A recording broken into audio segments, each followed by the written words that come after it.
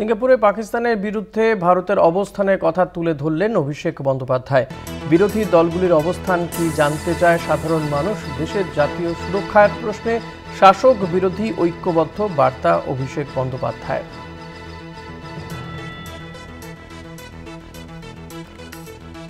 সিঙ্গাপুরে পাকিস্তানের বিরুদ্ধে ভারতের অবস্থানের কথা তুলে ধরলেন অভিষেক বন্দ্যোপাধ্যায়।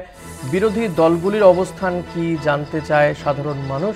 দেশের জাতীয় সুরক্ষার প্রশ্নে শাসক বিরোধী ঐক্যবদ্ধ বার্তা অভিষেকের।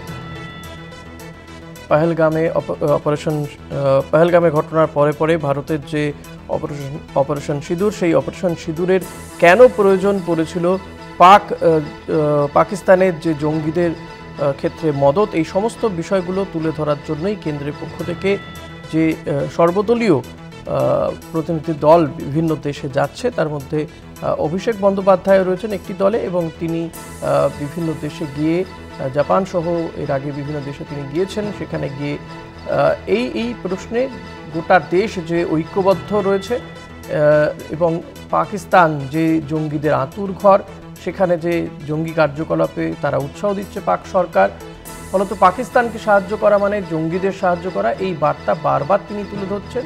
এবার সিঙ্গাপুরে গিয়েও সে একই বার্তা তিনি তুলে ধরেছেন।